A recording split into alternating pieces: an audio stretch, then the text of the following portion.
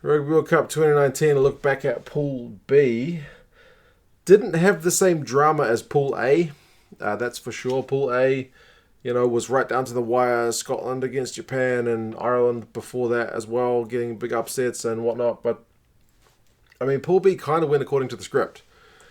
It was virtually always going to be New Zealand and South Africa going through. It was probably just a question of who goes through top and who goes through as the runner-up. I think for the most part, barring a massive upset from Italy, that was kind of the way it was forecast, and that's the way it ended up panning out. So I'll go through the teams. I kind of give them a grade on how well I thought they did. It is a bit of a disjointed one though, because you look at it and there were 2 games cancelled, so we missed out on 2 games. So it's harder to to give a final judgment, especially on kind of those 2 last teams. But we'll give it a crack. So Canada finished bottom. Remember, they were the last team to qualify for the Rugby World Cup, and they get dropped in a pool with the All Blacks, South Africa, and Italy. 3 teams who play regular Rugby Championship, Six Nations Rugby. So their World Cup final was always going to be that game against Namibia. That's probably the game that we would have to judge them on. And that's the game that got cancelled. So really, really unfortunate. And this goes for Namibia as well. They didn't get a chance to prove themselves in that last game with the typhoon. Safety reasons. The Canadians did a fantastic job to do their jersey proud, in that they were seen, helping out with the cleanup effort after the typhoon. So for that, you give the guys an absolute A+. They had a lot of good press, actually. There was a red card, and they in the South Africa game, and they went to the South African changing rooms and was apologising. So the Canadian guys, seemingly as blokes, get a top grade from all of us. On the pitch, their first game was against Italy. It was 48 points to 7, so at least they got a try. Well beaten by a Tier 1 team. Second game against New Zealand, 63-0. Would have been nice to get on the board, but against New Zealand, it's not always easy. New Zealand could have had more points in that game. The handling was pretty poor, but you give it to the Canadians for competing right till the end. Beauden Barrett got run down, trying to score one last try.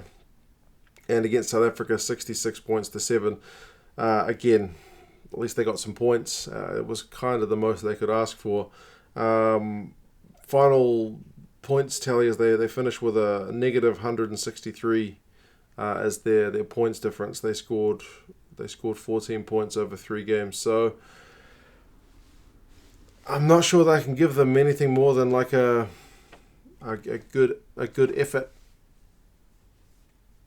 because what else can you say? They really didn't get that final shot. I picked Namibia to beat them in that game, but it was going to be a tough game either way. So they kept fighting. You give them a pass for that, but it was a pretty tough pool for them to land in. There's not much more to say about Namibia because it's a pretty similar story. They did put 22 points on Italy, for which you give them a big thumbs up. They kind of scared Italy early with some point scoring, but they only got 3 points against South Africa, and it was a pretty comfortable 57-3 victory for the Springboks. The Italy one was 47-22, and the final game was against New Zealand, 71 points to 9. So they did kick 3 penalties.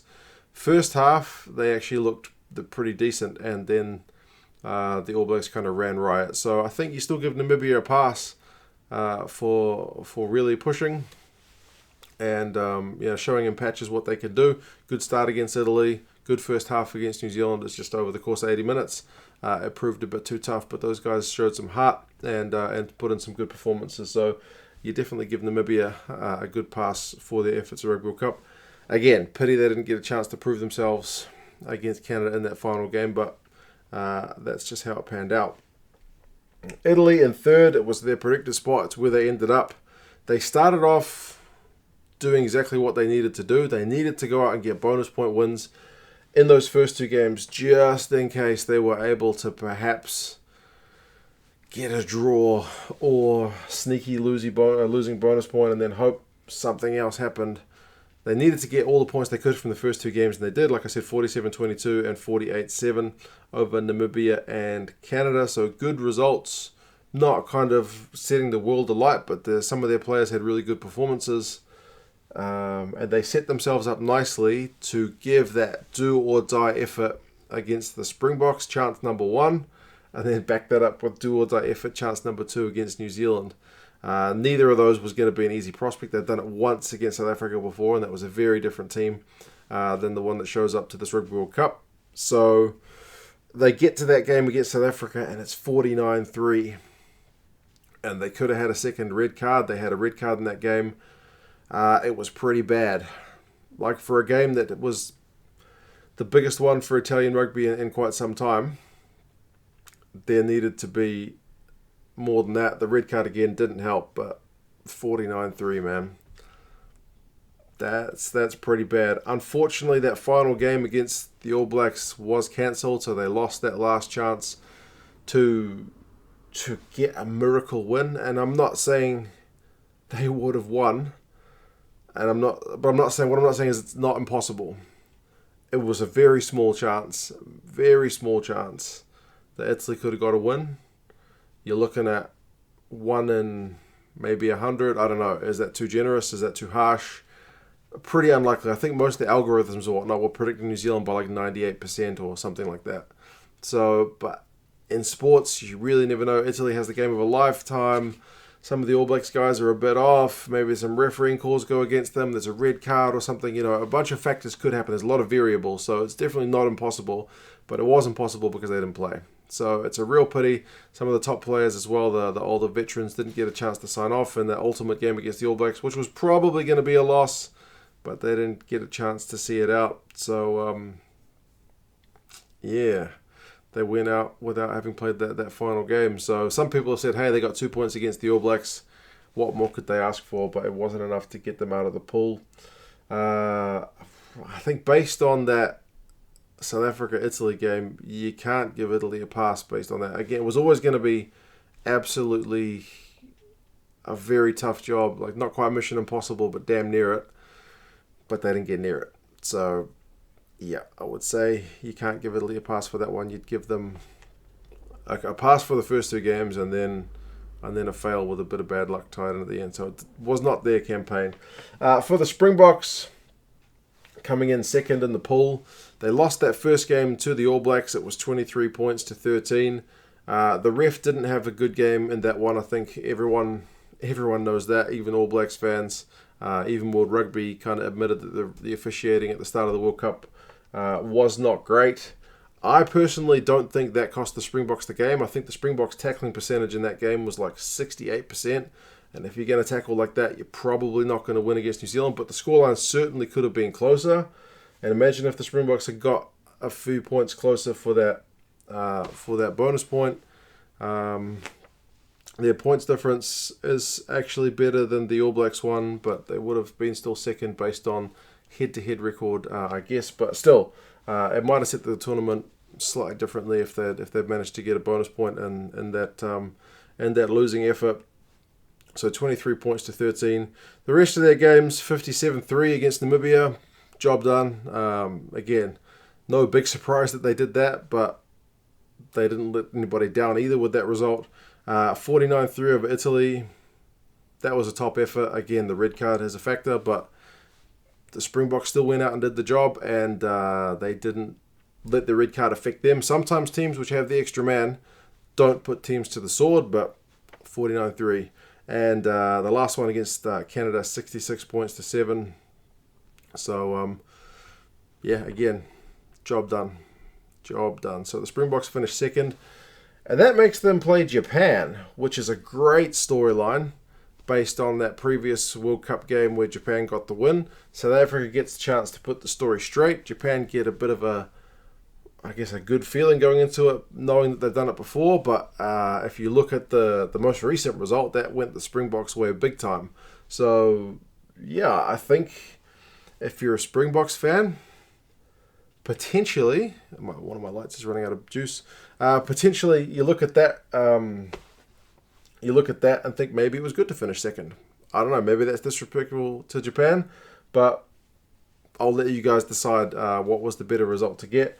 And the final one for the All Blacks, finishing top of the pool. I don't know about the rest of the world, but the All Blacks' expectations here in New Zealand are always very, very high. So, I mean, for the Springboks, I would give them a pass. Definitely, they would have got an A plus if they'd finished top, beating the All Blacks, but that wasn't quite to be, so you still give them a pass. For the All Blacks, again, you give them a pass. They finished top of the pool. That was the expectation. 23-13 over the Box again. They had a few moments of magic which really cut that game to bits, but they didn't exactly dominate the whole thing. But against a team which in the recent years has been pretty good against them, I think they certainly take a 10-point win. 63-0 over Canada. Again, they left points out there, but they kept Canada scoreless, so job done. And then 71-9 against Namibia. Came back out in the second half and really put them to the sword, but not flawless in that first half by any means. Namibia was certainly, in the game. So, final one cancelled against Italy. You don't know how they would have gone. They played their second string outfit, if you want to call it that, against Namibia in that last game. So, how well the players go into that Ireland game, having had such a long time off, because you can't just count from the Namibia game, which was on the 6th of October. You've really got to look back to the 2nd of October for your Bowden Barretts and your Richie Mo'ungas and whatnot who actually played in that game. So, yeah, the Ireland one is looking like a big prospect. And like South Africa, they're another team who, in recent times, has had a pretty decent record against the All Blacks. So, we will see how Joe Moody's elbow goes on the turf. We'll see if that's a thing in the Ireland game. But you'd still give the All Blacks a pass based on their results going through top of the pool. Met expectations without really exceeding them, I would say. So, yeah, that was Pool B. Like I said, not really full of surprises. The two top teams really blitzed it. The two bottom teams really, look at the points differences. New Zealand and South Africa, 135 and 149, their points differences. Positive, obviously, for Namibia, negative 141. For Canada, negative 163. And then you got Italy in the middle with plus 20. So, there's a bit of a disparity in this pool, and that's kind of how it worked out. So, you guys let me know your thoughts. This is the favoured pool to go through and win the Rugby World Cup. These are the two favourite teams to go on and win it. So, yeah, you guys let me know if you think that is true. How well do you think the Pool B teams fare up against the Pool A teams? Do you think the rest is going to benefit New Zealand, or do you think that might play into Ireland's hands a bit? Remember, Bundy Aki is now suspended for the rest of the World Cup, so that's another thing for Ireland to contend with. The recent history between Japan and South Africa, most recent World Cup win, but most recent win and pretty dominant. So, home, away, I don't know. You guys let me know your thoughts, and I'm going to go charge this light because it is dead. I'll talk to you again soon. See you later.